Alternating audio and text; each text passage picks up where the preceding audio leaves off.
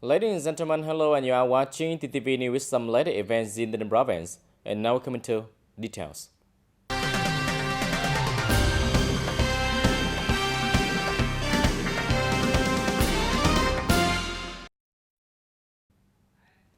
Ladies and gentlemen, the Ministry of Culture, Sport and Tourism had a conference on October 24 to summarize and evaluate the implementation of the Governance Decree number 21, 2015, regulating royalty and remuneration for cinematographic work, fine arts, photography, theater, and other performance arts. Mr. Do Nhân Deputy Minister of Culture, Sport and Tourism, attended the conference. The conference was streamlined to province and cities across the country. Leaders of Provincial Department of Culture, Sport and Tourism, as well as representatives from various departments and branches, gathered at the TayNinhTV report.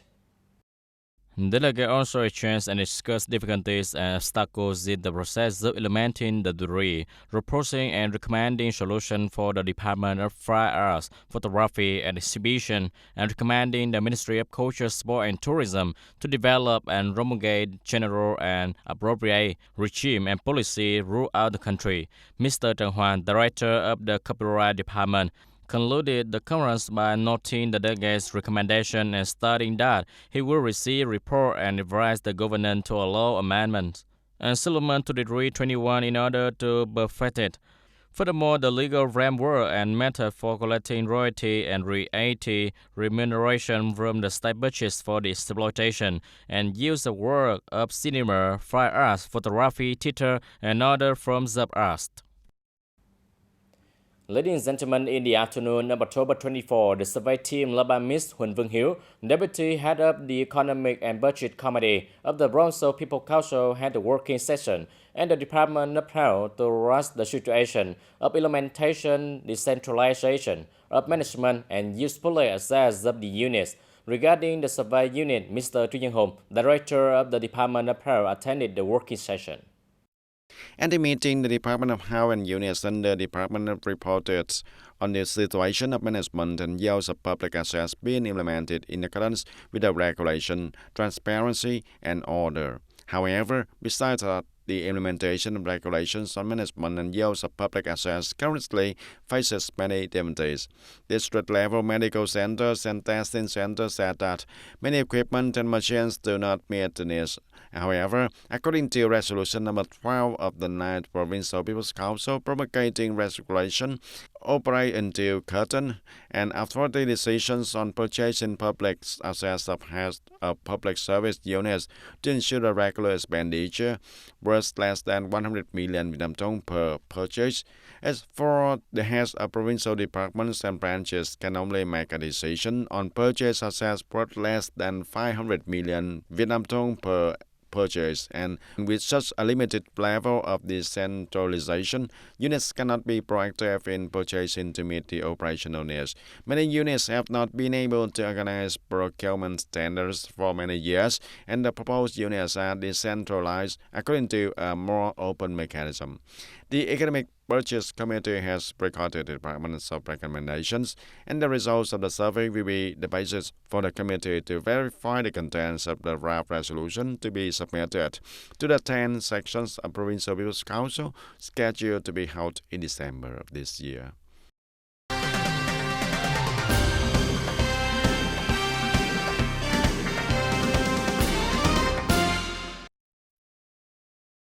And ladies and gentlemen, and also on the morning of October 24, a survey team of Economic and Budget Committee of Provincial People's Council worked with the People's Committee of Trang Bang Thao on the implementation of decentralization in management and use of public assets in the province to serve their settlement. Check the contents of the draft resolution submitted to the 10th meeting of Provincial People's Council scheduled to be held at the end of 2023. Ms. Huỳnh Vương Hiếu, Deputy Head of the Economic and Budget Committee of the Provincial People's Council, chaired the meeting. As for the survey unit, there was Ms. Lê Thị Hồng Thắm, Vice Chairwoman of Trang Bang Thao People's Committee, attended the survey. Specialized departments under the People's Committee of Rangbang Town report that currently the Town People's Committee direct units in the town to manage yields and handle assigned public assets in accordance with the law, ensuring the openness and transparency. However, in the period of 2021 to 2025, there are still some shortcomings. Pursuant to decision number 32 issued on August 29 of 2018 of the People's Committee of the Province, it does not issue the authority to decide on the transfer of public assets to the chairman of the District People's Committee. This has caused difficulties for localities in recent times because actions require the implementation but have not yet been decentralized by the province. And the Town Finance Department proposed to supplement the decentralization of transfer public assets to the district level People's Committee for implementation. The Town's People Committee also reported a number of other difficulties in the process of purchasing public assets and proposed solutions.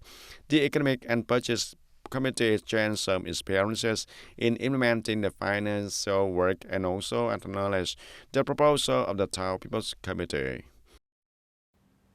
In order to concretize decision number 924 dated August 2, 2022 of the Prime Minister approving the digital transformation program in building new rural areas towards smart new rural areas in the period 2021-2025, the People Committee of TayNinhTV Province has just issued a plan to implement this content.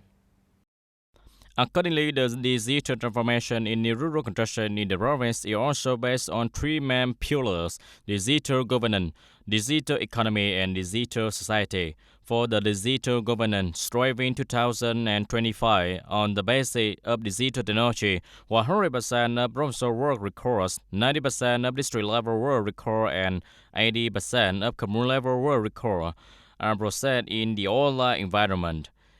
In the development of the digital economy to promote the rural economy, the province strives to 2025, at least 70% of communes have already, 70% of district-level production-related model associated with the consumption of key agricultural products, and 50% of model associated with raw material areas with digital technology application. With the digital society in building new rural areas, striving by 2025, at least 40% of unit, commune and district level provide at least one essential service in health, education, community supervision, security, and other, environment, culture, and organize to collect feedback on people, community, certification about the results of building a new countryside through the online application. More importantly, by 2025, the province strives to build at least one smart commune according to outstanding fields in the province. It's the basis for summarizing and multiplying a large area.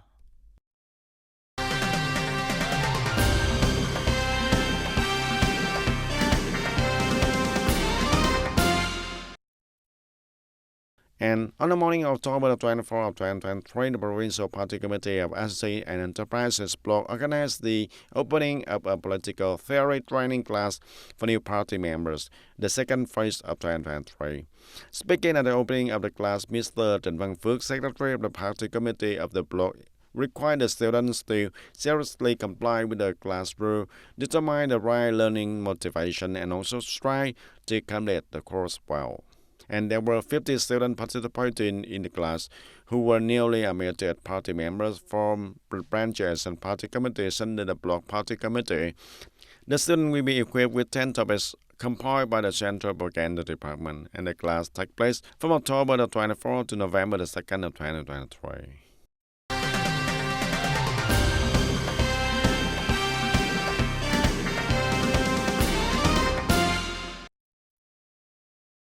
In the afternoon of October 23rd, at the Provincial Center for Economic and Social Supervision and Operation, the Department of Information and Communication held the handover ceremony, put into operation, use and operate a centralized security surveillance camera system for beneficiary unit studies.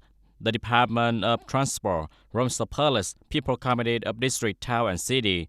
The project, equipped with a centralized security and other surveillance camera system, is deployed in district, town, and cities in the province with 375 cameras installed at 147 locations, priority for installation at key traffic routes, gateway routes to the province, where it is easy to collide in traffic accident, from black spot to ensure security in the area, completed on time and schedules.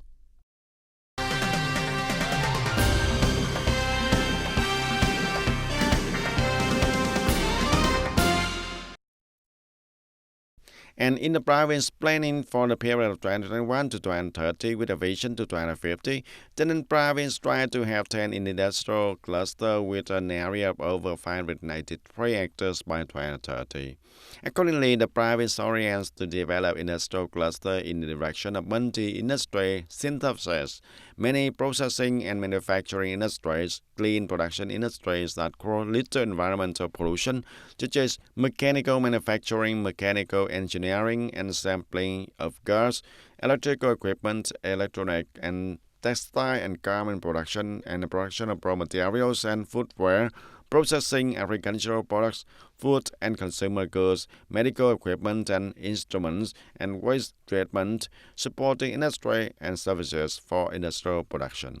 And to achieve the set goal, the province also set out solutions, step by step prepare human resources, infrastructure, and policies to carry out the process of attracting capital and technology, shifting labor from agriculture to industry and service, identifying and developing strategic product cluster with a focus on processing and services with a high added value associated with the stable jobs for the people, take advantage of opportunities from the process of spreading and developing connected transport infrastructure, industrial, urban, commercial service development in the human city and the southeast region also.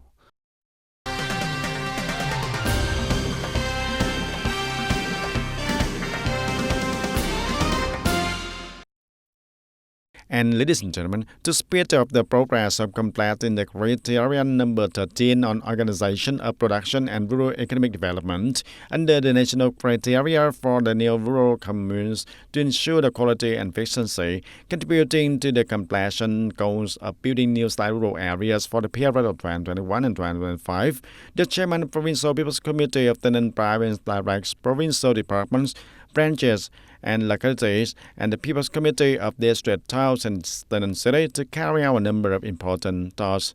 In particular, the chairman of the Provincial People's Committee requested the Department of Agriculture and Rural Development to preside over and coordinate with the relevant units and People's Committee of District, Towns, and Cities to continue research and direction to guiding localities to accelerate progress in completing the target number 13, with having an effective community agricultural extension team, according to instruction from Ministry of Agriculture and Rural Development, organized training courses to improve the capacity of community agricultural extension officers, such as knowledge about the transferring scientific and technical advances in agriculture, agricultural services, cooperatives, the markets and production links, knowledge about the digital transformation, information technology application in agricultural production, traceability, etc., so that the team members can well understand the functions and tasks of the community agricultural extension team. In order to help workers settle down and lose their job, over the year, businesses in the core industry have always spent a large amount of money to invest and upgrade the quality housing system for minors. However, due to the limited number of apartments, many workers still do not have stable accommodation. To meet the needs of employees, units in the industry have also actively associated with local authority and investors in projects to advise and support workers in accession policy towards social housing ownership. To facilitate the care of children, Mr. Budunga families were arranged by the Union of Namakorn's company to lie in the worker apartment building according to the unit policy. With the accumulated capital after many years of work plus the family having a new member, Mr. Nga planned to buy an apartment under the social housing project to make living conditions more comfortable. For workers like us, we really want to earn an apartment for a better life. If I have information about the project, I will find out and also look forward to the company's support in terms of funding and procedure. In order to meet the needs, unions in the industry have also actively associated with local authority and project investors to advise and support workers in assessing policy towards social ownership. For customers in the core industry, we currently provide very specific advice related to the order, procedure, component, and recourse. In addition, with the residential loan program of the Policy Bank, the support is in the direction of creating a focal point so that customers can borrow according to the residential program. According to information from the People Committee of Quảng Ninh Province, 3 social housing projects have started and is expected to complete about 1,580 apartments this year. With the support of local authority, businesses dream of owning a house to settle down. The business of tens of thousands of minors will soon come true.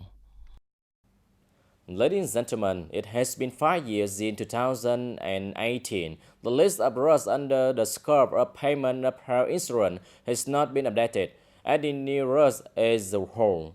When not on the list of risks paid for by health insurance, it is very difficult for patients to access these new risks at public medical examination and treatment facility. Thoroughly overcoming the shortage of drugs and medical supply is also one of the 4 major rules of easy sent by voters to the ongoing 6th session of the National Assembly. Lack of drugs due to not being able to bid in time. Drugs are on the list of paid health insurance, but patients are resistant or ineffective. Many patients with chronic disease are being monitored at Trung District Medical Center. In those cases, if the patient is blind, they can buy it for more than 1 or 2 months. Otherwise, they will have to go to the apply for treatment. Many patients skip treatment because the drug is not included in the health insurance list. But if you spend money to buy it yourself, the cost is high, in addition to the patient's economic ability. According to the Ministry of Health, the list of health insurance drugs in the past 5 years has not been updated for many reasons.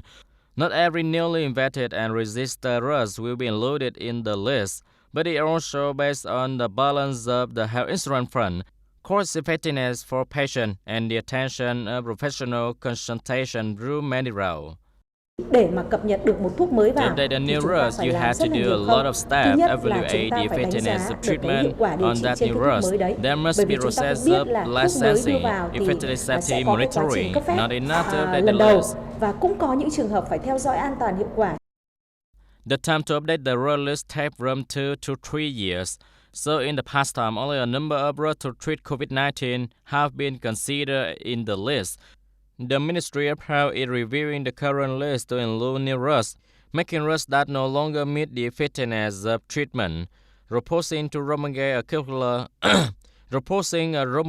circular in short-term form to keep up with the process of charging and supplementing the list.